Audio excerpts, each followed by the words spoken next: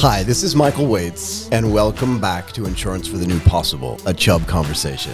Today we are joined by Serene Neo, the head of Consumer Lines Singapore at Chubb, and Evy Wee, a managing director, head of financial planning and personal investing at DBS.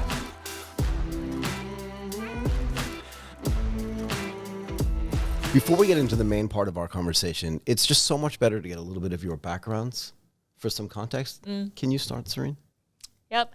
So my name is Serene. I have about 2 decades, I guess, experience working in various industries. Okay. Hospitality, tourism, some of branding work that I've done, advertising, and now insurance.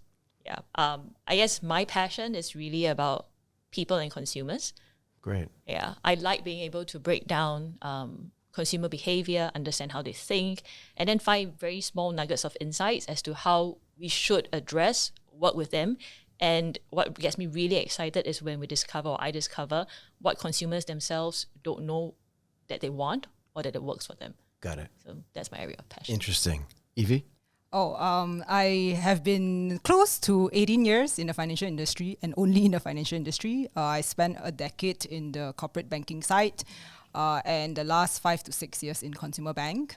And I love consumer banking. Now I run a financial planning. My passion, like Serene, is really to focus on helping consumers get better at money. I truly think and believe that this is something the school didn't teach enough of for people today. And that's why I'm doing the job that I do. Getting better at money. I think we're going to spend a really long amount of time on this in this conversation talking about getting better at money. But you said something really interesting already. This path to consumers understanding what they want. What is that pathway, and how do we get to that pathway, and how do they discover it? You know what I mean? And how do we help them discover it, really? I think a lot of it is test and learn. And sometimes the point about working with consumers and in the environment today, a lot depends on the opportunities that the environment first presents to us. Okay. And then the next question is, how do we react? How quickly do we react? I think very often that reaction time is determined by the tools that we work with and the knowledge that we already have, right? It's usually too short a time for us to acquire that, which is why I think an important part of this journey is being able to forward think, being able to anticipate. Absolutely. And that also helps us in that process of testing and learning. So I want to follow up on this for just 1 second. One of my favorite quotes, which I did not make up, was when I was dealing with an investor at GIC. And he said to me, the best investors are the ones that can anticipate other investors' anticipations. Wow. Right? Yeah, trying to but that's exactly, but this is the forward thinking that you're talking about. It's like, I think this, but what is the rest of the market thinking? And how can I get ahead of that? And that's actually really interesting. Yeah. What do you think? Yeah, I think your anticipation squared is a very good phrase that I'm going to teach my team. But right? Yeah, so I totally agree with Serene. The part about uncovering consumers' needs, I would say it really is both an art and a science. For sure. Yeah, the art part, a lot of it Serene mentioned, like how do we help them discover. Yeah. The science part, I think a lot of data and technology has brought us to where we are today. So, one example we have in learning in DBS is that we have a tool to help populate or pre-populate customers' information, and through that whole interaction and experience, put together the profile. From there on, then continue to interact with consumers, and thereafter they can discover what they really need. And when we talk about what they really need today, we are speaking really about financial needs, and that because to us that is like the baseline. Without that financial security, really it's very hard to achieve any kind of life goals that you want. It's almost impossible. Go ahead. But it's interesting because as a bank, the data that you have is, of course, financial data, right? But needs arise not from a financial point of view. The finance part, which is a solution, responds to something, right, which the customer is going through. And again, we talked about what's happening in the bigger environment, in people's lifestyles, in the way that we live, that we work. So yeah, how does a bank pick up information like that? Yeah, so absolutely agree. I think nobody, if I quote Piyush, right, nobody wakes up and think, well, I want to get a bank loan or I want to, save money and things like that. But if you look at today, in today's context where inflationary pressures are so great, most people just think, how do I save? How do I, cut my expenses? How do I budget? These are very fundamental things that I guess if we go back to when I was in school, parents give us $1 and tell us to save and put some into the piggy bank. This is like very fundamental, of financial plan. And that part actually, many of us took for granted growing up, and especially when we became very affluent. But I would say that this foundation becomes very important in uncovering consumers' behavior. So I believe that financial literacy, which is something that I spend a lot of time thinking about and talking about, has different layers, right? And you actually said this, and I'm so happy. They don't teach this in school, right? So if the only education you get about financial literacy is from your mom and dad or grandma and grandpa telling you to take some of that dollar and put it in a piggy bank, it's not enough. But it's multi-tiered, right? In other words, we have the unbanked or the underserved that are very financially illiterate. But even we and our friends are not so literate when it comes to a lot of the finance stuff, right? How does that get addressed? I think, well, at least from my point of view, it's a lot's got to do with what generally people are interested in at a certain point in time. So again, the environment. Yep. But what I think is taking a lot more traction these days is financial institutions taking a more proactive stance in trying to teach, right, financial literacy. Yeah. Yeah. So I don't think enough effort is done, let's say, in the Singapore context for us to try and do that in schools. I remember many years ago when we were kids, like, the POSB SB squirrel. stamps. Yes.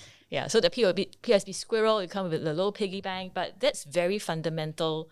Or finance 101, starting with your savings. But if you think about how individuals progress from primary school, secondary school, JC, the conversation stops there, because after inculcating what you require in terms of foundations, which is savings, nobody tells us the steps after, right? Investing, insurance. What happens from there? The world and the opportunities are bigger out there. Much bigger. Yeah, and I don't think we do that, or we do enough of that. Then I guess the onus rests on financial institutions, on banks to try and do that. But then again, the question is, when and how are we able to have that conversation? At which point in an adult's life, or even in university, for example, are we able to start this conversation? Yeah, I mean, I think a lot of the time, like, I always ask myself, why don't they teach me that in school? Yep. Right? Yes. But you also mentioned this idea of more data and more technology. Yep. How do firms like DBS or just banks in general use technology and data to increase that financial literacy? Correct. So I think what is very interesting was the example that Serene just mentioned about this POSB stamp and the saving efforts that we teach kids. And now we are trying to bring it up through a digital form of it. And that alone has a lot of debate amongst parents whether the digital form can teach kids the same thing and the same value system. But fast forward to when you are 17 and 18. Today, most 17 and 18 start their first trade through crypto, US trades. They skip everything else, to Serene's point, and they start, thinking that they want to make money very fast. Right. Yeah, but I would say in school, what we at DBS is trying to do is to work with some higher level institutions like the ITEs, like the polys, to really insert some very fundamental things to get them through step by step. How do you teach people that life and through investing is a long-term game? Do you know what I mean? Because you said, like, they go into crypto because they want to make money and they want to make it fast, right? So they read in the newspaper, Bitcoin doubled in the last year, or Dogecoin did this type of thing. And that's great if you get it right. But if you just invest systematically and manage your finances systematically over time, you should win over people that are constantly trying to market time, right? Does that make sense? So how do you explain this to people? Yeah, so I would say the industry itself, I think Serene mentioned the financial institutions, and I would say regulators as well. So it's a collaborative effort. Everyone in the financial industry, which has the insurers, the banks, the financial advisory firms, so on, asset managers, we have this myth, I would say, when I first started this job, that many people think you can only invest when you're rich. So go ahead. Because there's this misunderstanding in the industry, and many people will feel, well, if I don't want to be rich and I want to start investing, today this gap is sort of plugged by the fintechs. But this is the whole point, right? It's just that, like you said, when you were a little girl, somebody gave you $1 and said, take some of it. You weren't rich with $1, right? But they said, take some of it and put it in the piggy bank, which is tantamount to investing in their mind, right? And you're right.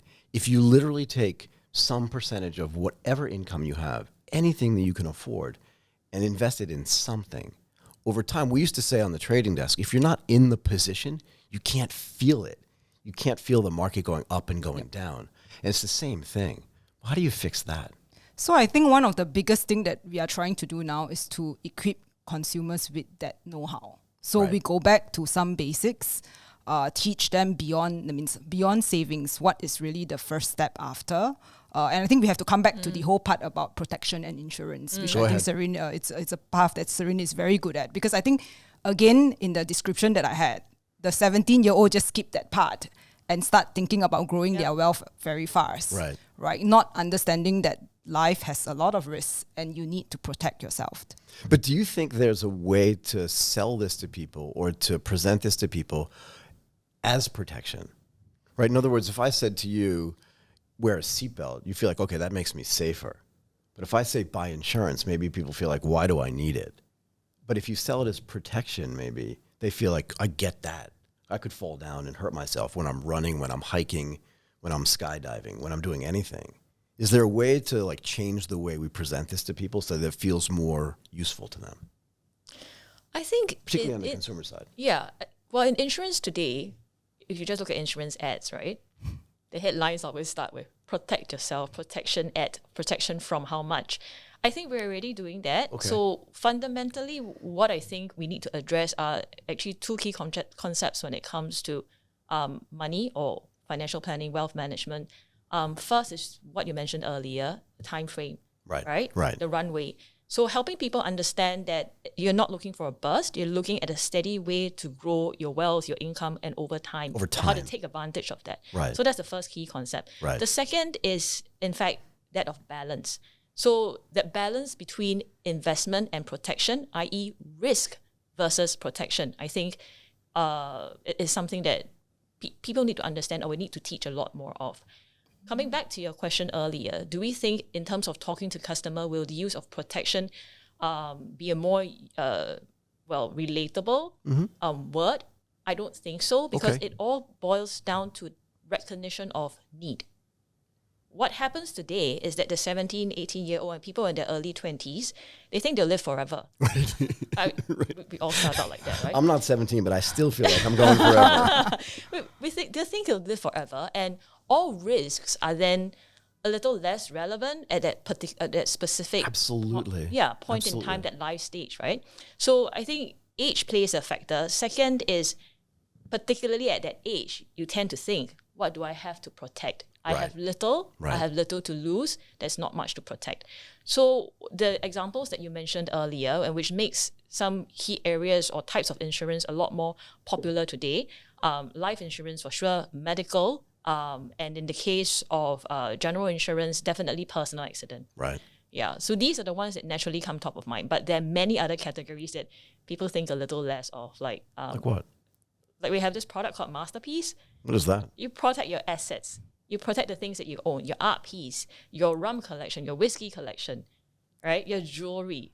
And these are things that you work hard for. But again, Masterpiece being that example, it's for people at a certain stage in their lives or in their careers, right? So I guess the big question now is raising that level of awareness and making our products a little more relevant to the younger audience today. I think something that we've really done is thinking about breaking down the insurance coverage. So make it more affordable. Microinsurance, breaking down the premium size. Got it. The second way we choose to do this at Chubb is to embed our products.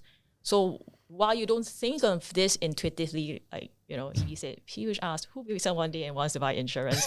But if I put it in context, we're taking a ride, where you're commuting, where you're traveling. If I'm able to get in path and get into that conversation at that point where you're thinking about your need, then I think it's really about how and when we sell the insurance rather than how we talk about the insurance. Fair enough. Product, yeah. Fair enough. From a banking or a banker perspective, right? Since insurance isn't the main product, how do you consolidate? Like, one of the things I used to think about was I would build a spreadsheet in Excel, and I would think, like, here's my investments at broker A. Here are my investments at broker B. Here's my insurance coverage. Maybe I understand it, right? And again, I'm pretty financially literate.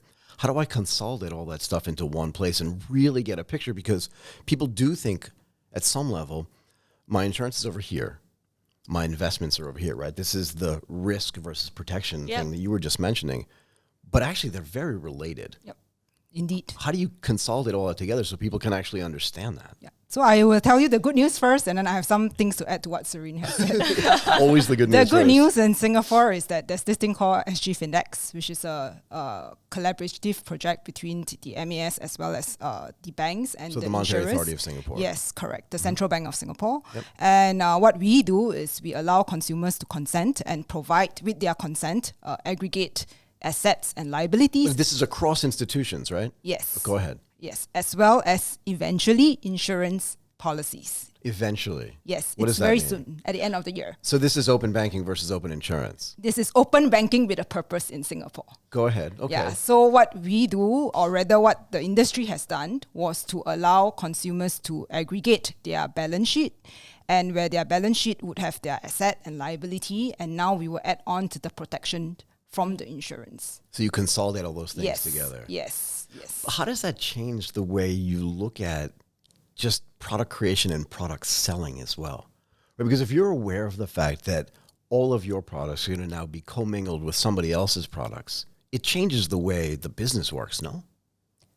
If I will go first. Yes, of course, I would say definitely it will. But one of the things to your earlier question, right? Once we have this consolidation, what do we do becomes very important. And hence, Right. actually, when we were working with the industry, we were very clear that open banking here is not just about sharing data for the sake of being open, but we wanted to address an issue where people, the mass market and the mass affluent, never had access to wealth management services and advisory services properly. What does that mean, though, the mass market and the mass affluent? So back to what I just started, when many years ago, or I think before the last 10 years, before democratization of wealth became a buzzword.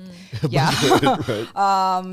Most people think when I want to invest, then I need $250,000. Right. I need $300,000, right? Well, and to be fair, the market's telling them that, right? There Yeah. is this sense of being an accredited investor, right? So you correct. need to have this amount of money. Yes. And in a way, the regulators did this, and tell me where I'm wrong, to protect people with less money, because they felt like if you have $250,000 to invest, you probably have $5 million in the bank, right? Or Of course.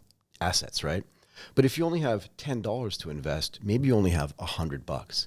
And if you lose that 10, it's so much more impactful to your life than it is if you lose 250 off of 5 million. Yep. So it kind of makes sense, but in the end, you're restricting people from taking that $10 and turning it into 250. Correct. Go ahead. I think the challenge in it is that I think for a long time interest rates was very low. So in the example that you gave, and if I am a poorer consumer, I Right. just leave it all in my deposits, then it Which is was impossible terrible, to right? beat Right. like inflation or rising prices. So I think what the regulators did in good intent Yep. was rightfully so to protect investors where they didn't have enough knowledge. Right. The second thing what I wanted to say was actually related to what Serene mentioned. One of the challenge I would say when people think of insurance is I leave it to someone else to do it. Because for a very long time, there was no InsurTech. If I want to buy my first insurance, I go to Michael, who's my advisor. And, Michael, I need to buy insurance. Can you please help me do something about Right, it? right. Yeah, so for a long time, that was the case. And hence that idea that I skipped it. And democratization of wealth came through digital investing first, before protection or insurance were made available. And hence, if you look at the adoption of technology, the 17-year-old then started, I want to grow my wealth first. Right. Yeah. But I think it's also got to do with how products are structured, the way that we've always been designing insurance products. One cover sheet, 17, 18, 20 pages of terms and conditions. And I get why it has to be there, right? You explain terms, and it's a lot more complex, and which is why people want to defer to someone else. Someone else, please do that comparison for me and help me with that decision, right? But I think with technology right now, we have the choice. We have more options available to us. And if we're able to then break this product down into different points during which we have that conversation with that customer, and then hopefully that helps the customer gain a lot more interest and, more importantly, confidence to try and understand the products he or she's buying, be it investment or insurance. I think that will be a good start. And for example, we work very closely with DBS. Us having access to that data, understanding how and when we should talk to the customer or how the product should be broken down, will be a good starting point for us. So I'm not too worried about everything coming on one platform. In fact, that collective information and knowledge that the customer gains eventually is going to help us in the long term. Yeah, I mean, I look at platforms like Insurer, right, that are trying to actually give, you're smiling at me, but I look at a platform like that just as an example of taking the brokerage model, right, for insurance practitioners, right, and saying, you now have all of this information in one place at one time for you. So you doing your own analysis to then sell on to your clients is easier. But also for the insurers as well to be able to give you that information via an API or via some kind of connectivity using technology and data to do this, again, gives you more confidence, but also your customers more confidence as well. Does that make sense? It does. Well, platforms like Sura work for obviously some insurers and not others. For sure. Those that have already started building or investing in their own solutions are going to necessarily find this more like a challenger position versus, an opportunity. There are players in the market who have existing solutions that cater to distribution networks. Right. So that Sura proposition may or may not work for everyone because it's still intermediated sale. Absolutely. Right? It's just an example of the way data and technology is being used to make things a little bit more seamless and frictionless, right? For sure. Correct. So I think at DBS where we do the same or apply the same data and technology to Serene's point when we collaborate is to embed it in the customer's entire financial planning process. Do you think customers feel this digital transformation? Yes, absolutely. In Tell our me. world. Because you feel it for sure. Yes. Right. You've been in this for 18 years. Yes. You're slightly more new to this, which I want to get to in a second as well, because I think it's kind of interesting. But do you feel the digital transformation? Do you know what I mean? Because I did when I was at Morgan Stanley at Goldman Sachs. I was like, wait a second. I can now trade 1,700 names at once? That's different. Go ahead. Yeah, so in DBS, we really see it, partially because for us, technology was a key enabler to all of our wealth platforms and consumer banking products for a while.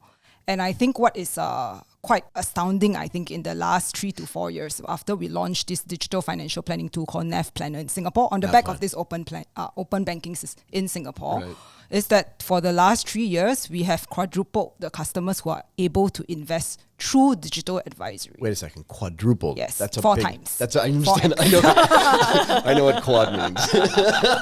But thank you very much for the explanation.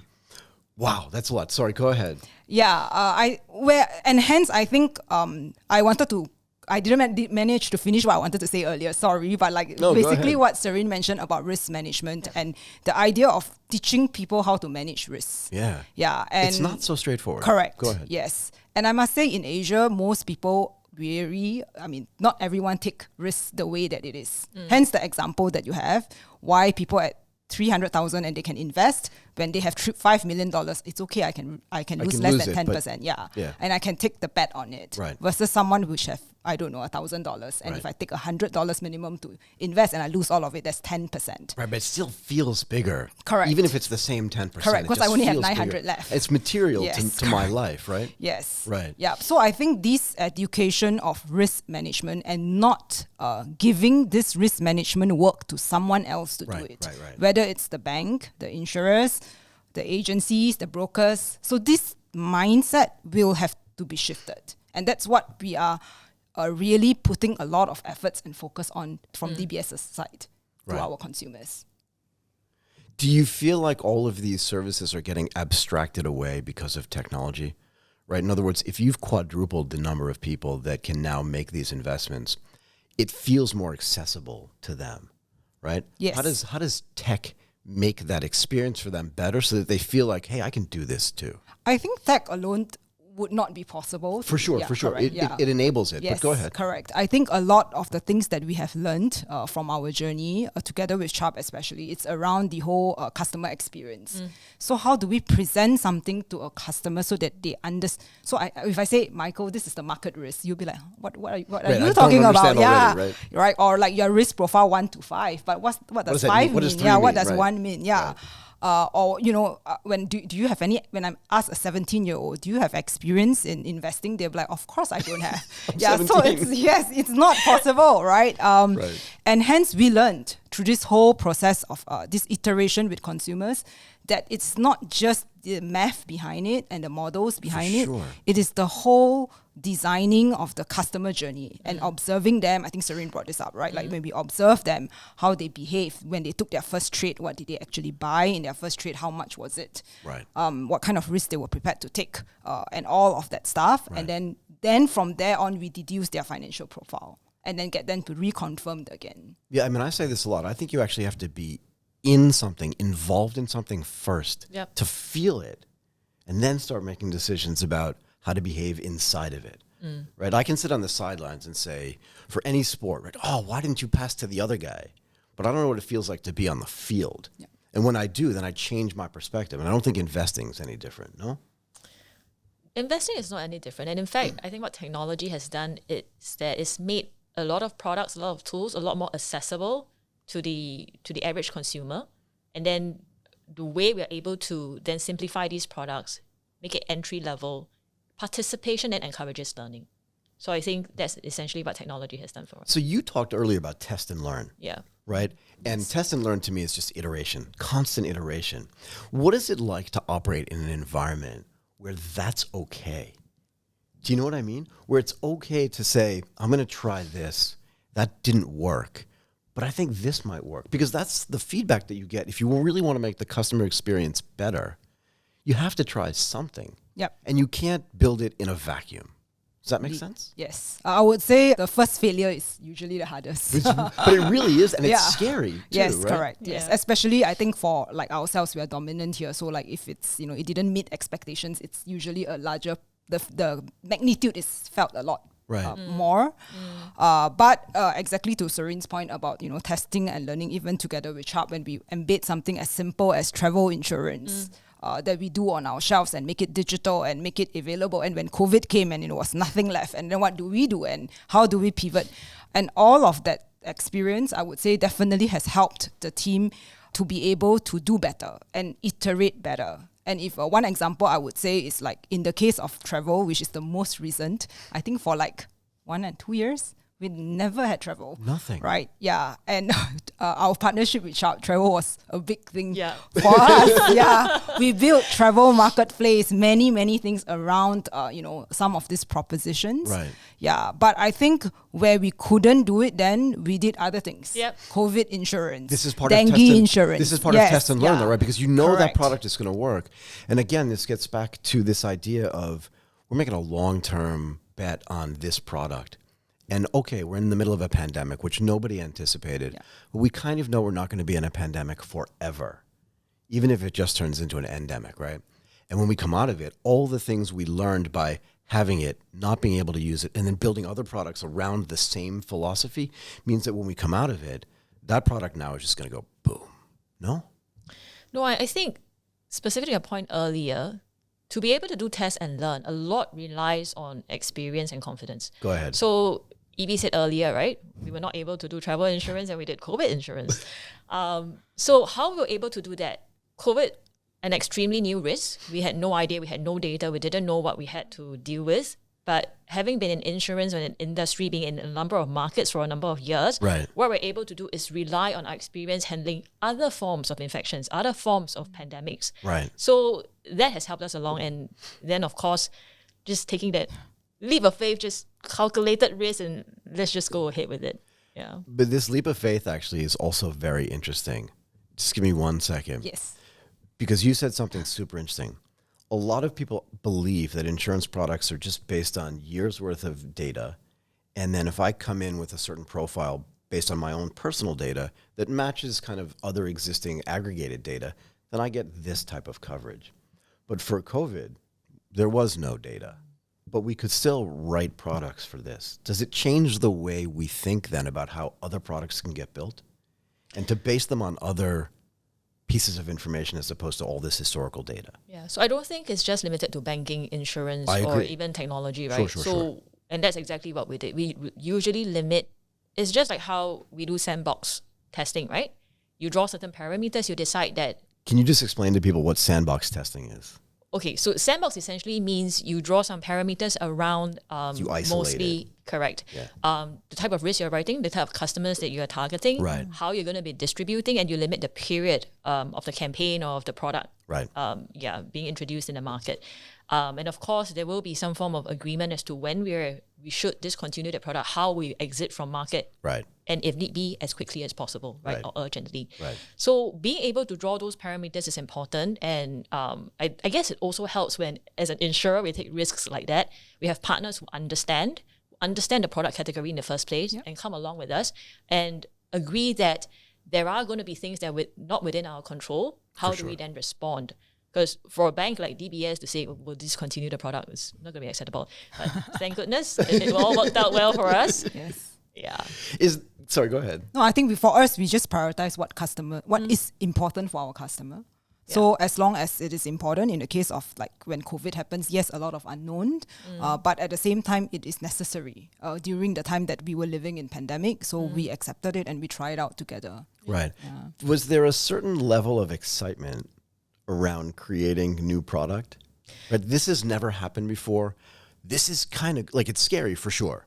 There was a whole bunch of fear, particularly at the beginning, but also a little bit of excitement of, wait a second, I can do something new. Equal measure of excitement and nervousness, all right? Yes. Yeah. So the tracking and the work that goes on in the back end to make sure that, well, yes, there can be parameters drawn, but how often are we looking at the numbers? When do we say pull the plug? When do we say step up and accelerate? So a lot of work that we do in testing and learning means tracking on a sometimes day to day, sometimes hour to hour basis. Tracking The data on the back end. Got it. Go ahead. Yeah. If you're tracking data in real time, is there a parametric aspect to this too? You're like, don't ask me. There will be a certain level of lag, even if we track the data on the back end. Fair enough. Right? Because this is what I said earlier, response time. Right. Yeah. Did you want to say something? No, I was going to say, other than location tracking, not many things can really be done. Even if the processes can be done at the real time, but the response, in order to ensure we give the absolutely correct and accurate advice to a consumer, I don't think we necessarily want to take that kind of risk all the time. I understand. Yeah. I want to ask you this too, but I want to start with you if you don't mind. Yep, sure. You've been in financial services for your whole career. Yep. Has your mindset changed around what's possible and the lens through which you look at serving customers in those 18 years that you've been doing this? Definitely changed. Firstly, I think the move from corporate to consumer bank, that big part, that definitely is a big transformation for myself. It's a very different business, correct, right? personally. But now that I'm in consumer bank and looking at customers' interaction every day, and I'm pretty glad I get to be in Singapore where we are dominant. We have like the very rich person, we have the very normal person, we have the man on the street, we have everyone of every type of lifestyle and life goals and life choices. Right. And what I would say now is the possibility within financial services. I think those solutions, there's a lot more to go, especially in this space of insurance. I had drinks with Serene and I told her that too, because of my point about people still don't understand risk management enough. But I think in terms of where the innovation will be, I would say we are still best in the financial services, where I think it turns very grey and we need to do a lot more collaborative. It's between industries that are very close to us. For example, medical. Medical and insurance are like, well, they're kind of related. Yes. So we will have to figure it out, how to make this collaboration much better. But do you see that from your perch? In other words, you come out of a corporate banking background into consumer banking, right? But the consumers are the ones that are consuming the corporate products. Yeah. And this this health and wellness into insurance and the relationship there is very interesting, right? Very. Because for a long time, and I think technology has helped fix this a little bit, but we're not there yet. They were very siloed. Yes. Right? The thing that I did for my medical care should have been more closely related to my insurance, but kind of wasn't. Yep. Is that changing? I would say people are a lot more aware now. Yeah. Yes, a lot more aware. Hence, you see things like people have these wearables and they tracked it, and then the insurers turn it into like some reward points. And then the reward points, you can offset it at a supermarket when you eat, when you buy, I think, healthier stuff, or you make healthier choices. But is that really true? In other words, if I buy a tub of ice cream just for me, Yep. or if I buy a bunch of like okra, is it different? Yes, Yes. it is. The Today, quality, there's such schemes today in already in Singapore. Interesting. Yeah. Go ahead. I felt like you were going to say something. I was just echoing what she said. Go ahead. Just pass it back to Evie. No, but what I wanted to ask you was slightly different, actually, because your career experience and your life experience is different. And I'm super curious about how you lean on your hospitality experience and you said marketing experience as well. Now that you're in the insurance business, what can you learn from that, particularly from a customer service perspective, to make what you do today like more interesting or better? Do you know what I mean? Like, do you lean on that experience as well? I do. So the point about anticipating, which you just conveniently taken to the, and good job, the next level, anticipation squared, right? Is what I learned from the hospitality industry, where you observe people, but then you have the benefit of seeing that person face to face, right? You observe people, and then how do you step ahead and then offer something that the person had not even thought of? Right. It's customer delight. And something else that from, again, hospitality and then marketing days, I think is super, super important is doing the basics right. Customer service is the basics. And if you think about insurance as a product, innovation is great. Breaking down the product is great. Making it easy to buy is great. Right. But people often forget the sale. The foundation has to be perfect, right? Yes. Or close. We don't want to do one-time sales, right? No. At the crux of it, we are offering a set of services. That product is a set of services. And services starts from the time you have a question about what you're buying, the relevance, how much is it going to cost you, how much does it set you back, down to servicing, right? Policy servicing, I mean. How do you receive the information that you're supposed to? And then by the end of it, and hopefully it's still a pleasant one, when I need to process a claim. Right. How do we make it easy for the customer? Right. But this idea of getting the basics right is so important. But then further that, you're right? Like if I'm working at a hotel, in any role, whether it's front desk, bell person, just opening the door, you want to do something that delights the customer. And you don't know what that is. Everybody's different, right? So for some person, if you're really energetic with them and go, hey, welcome here, they'll just be like, leave me alone. But for other people, they're super happy about it, right? And the face-to-face helps. But in the financial services business, getting the basics right, just as important. But how do you do that customer delight part? Do you know what I mean? I still come back to technology. Yeah, so how does that work? So the first is what Evie mentioned earlier, how we use data. So how do we use data to uncover needs, to step ahead of the customer, present something that the customer wants? The needs is really important. Correct. Go ahead, yeah? Correct. Now, but the second most important thing that we need to consider is how we use technology to make the experience frictionless. This is very painful today, even if you think about, calling someone, just what customers typically want to do. I want to call someone and get some advice. It can be frustrating, particularly in a job market like Singapore today. It's particularly hard to hire, to train, to retain.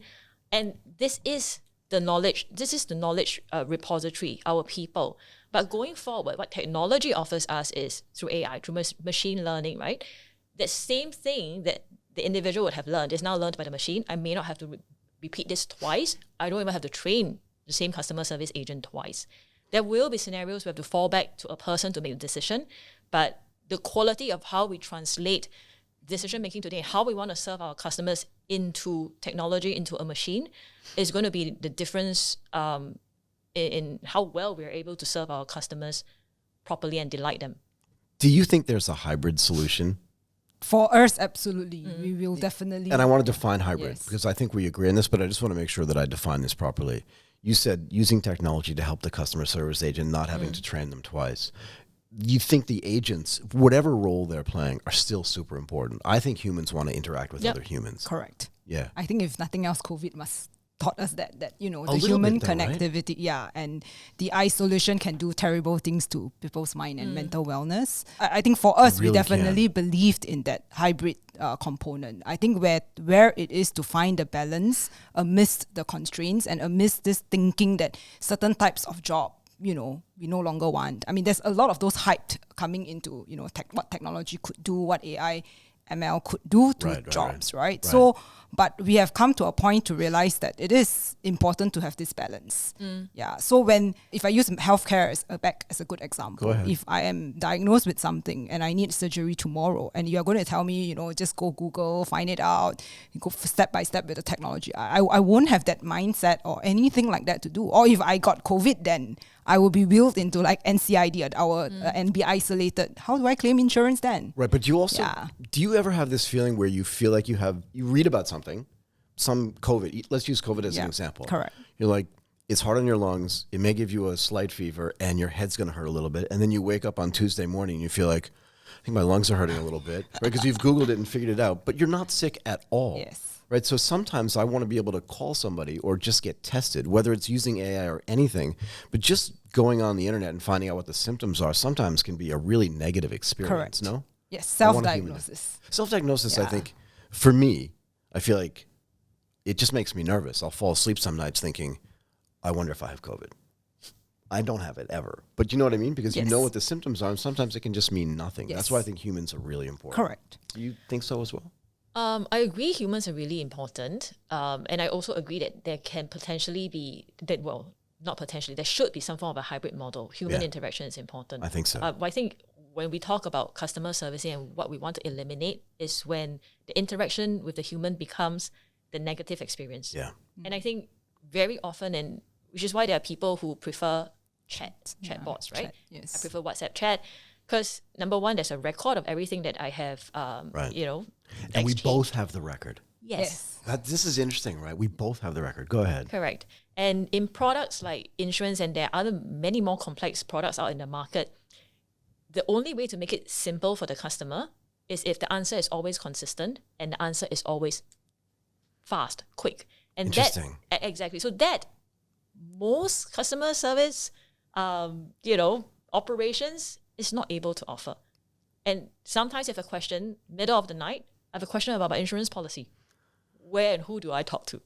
Right? So these are things that I feel when people are interested, if you offer an answer, that helps with knowledge building. It also makes them feel more comfortable. And I think it makes the customer Yes. experience Yes. feel a little bit better. Yep, correct. I would definitely think the chat is definitely one alternative, and it's also one of, I would say, a hybrid solution that works very well, even for DBS. Yeah. Okay. Look, I think that was a killer conversation. Why are you laughing at me? I really appreciate both of you coming here. Serene Neo, the head of Consumer Lines, Singapore at Chubb. Evie Wee, a managing director, head of financial planning and personal investing at DBS. Thank you both very much. That was awesome. Thank you. Thank you. Thank you to the both of you. Yes, it was a pleasure. Thank you.